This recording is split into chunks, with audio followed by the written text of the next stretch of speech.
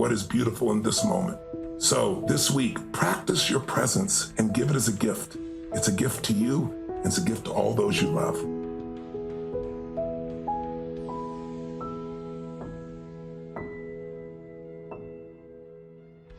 As Tony says, the quality of your life is the quality of your relationships.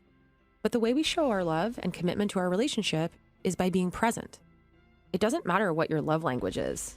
Words of affirmation, gifts, quality time. The number one way we give to our partners is our energy in the present moment. And Ken was not doing that for his wife or his 2 daughters.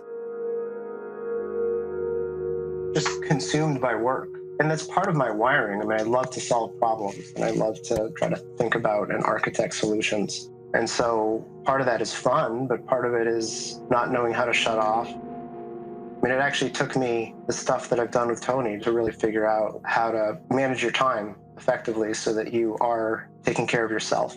I wasn't taking care of myself. So I brought that home. I brought that unhealthiness, as Tony says, the dis-ease that I was experiencing in my work life. It just carried through the whole day into the house. That manifested itself as anger and frustration and worry and fear, all pretty negative emotions, have negative consequences. It kind of manifested itself as shouting matches with my wife. She tried to wake me up. My kids, I think, tried to wake me up. The look in their eyes after certain episodes. But I wasn't listening. My ears were not tuned. My ears and my body were not tuned to what they were saying. Maybe they were speaking a different language. Maybe I just hadn't learned the language. I don't know. But it wasn't just about Ken taking his work home with him and not hearing his wife and kids when they said it was a problem. There was also a distance between him and his partner that had grown over many years. And he was feeling increasingly disengaged and unfulfilled at his job. I think we had just drifted apart over many, many years. We weren't loving towards each other. We weren't spending time together. We weren't making time for each other. We weren't using the right language that lovers would use. Being on Wall Street, I mean, it's a thrill. It can grind you down, too.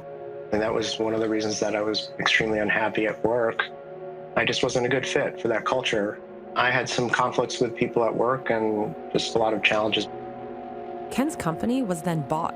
And if you've ever been through a merger or acquisition, you know how uncertain of a period that can be. The stress from that built up, and Ken, like many stressed employees, turned to unhealthy habits as a way to cope with it. In fact, half of white-collar workers and 58% of those in senior manager roles say that the stress from their job has led to weight gain.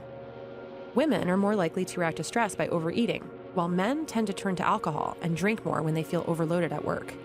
For Ken, it was both. I was treading water. I wasn't healthy. I was nearly 200 pounds.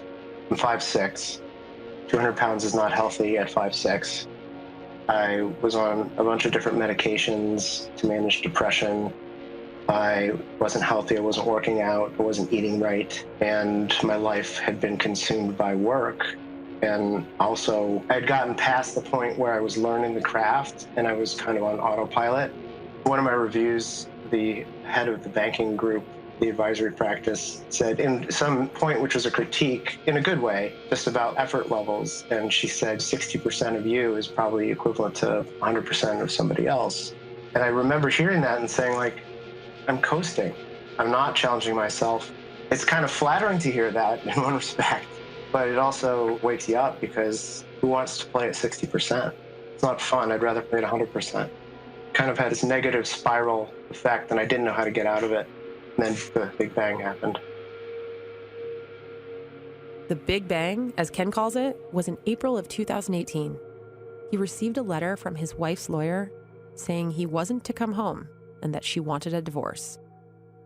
He moved out into an apartment in nearby Boston and then eventually bought a house in Newton that was more suitable for when his kids visited. He heard about Tony Robbins from a longtime friend in Boston and decided to give it a try.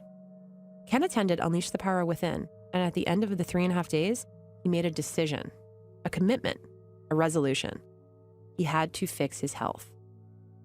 He quit drinking, cut sugar out of his diet, and started exercising every day. Just from changing his habits, Ken lost 30 pounds. And it wasn't because that was his goal.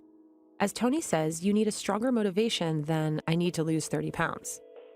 It's about becoming more consistent with your core authentic self, whether that's as an athlete or someone who has their act together. It's about regaining your identity. Ask yourself, who is the person I'd authentically be if I lost this weight? For Ken, it was someone who can accomplish all the things he sets out to do. Someone who is strong and capable in all areas. I mean, it provides a platform from which I can do everything else. I think everybody deserves health first and should have health, mental, physical, spiritual health. And without that foundation, I don't really think you have anything. So I've come to realize that over the last 10, 11 months and implemented it in my life as a result. That was kind of right around the time of UPW, my first Tony event. And I hadn't actually decided to be fully in on my company until Business Mastery, really. That's really when I committed to being full-time Seaport Capital Partners, building that business, growing it. And that's where I came up with the mission of the company, which is to empower clients to achieve extraordinary things. I think there are elements of that which are manifest itself through really a desire to help entrepreneurs win, help entrepreneurs achieve great things by igniting their passion, their creativity, their insights, and driving impact and change. As you just heard, Ken went from being miserable in his job to starting his own company, and going from someone who was never giving 100% to being the sole leader in a fledgling organization. He had to learn how to be present at work in a way that he never had to be before. 100% accountable, 100% all in, showing up every day. What I strive to be is somebody who shows up and is passionate about what they're doing and communicates that passion in everything that I do. As a leader, somebody who, steps up and takes on challenges, even if the challenges are hard. Really a passion around building something great for the long term. This is about Seaport Capital Partners, but it's also about our standing in the world and who we are as people and who we are as an organization, a living, breathing thing. And that starts with their leader. I got to show up as that person that I want to embody throughout the organization. And if I don't do that, then it's never going to happen. The why for me is to help people. I love to help people. I love to solve problems. And I'm just super passionate about it. I can feel it in my bones, like the tingling in my bones when I think about helping clients solve really hard problems. And that why is strong enough for me to make sure I show up every day. One of the things that Ken is most proud of is a project he's working on with someone he met at his church. Norma came to the U.S. from El Salvador in 2001, and she made a commitment when she left to give back to her country.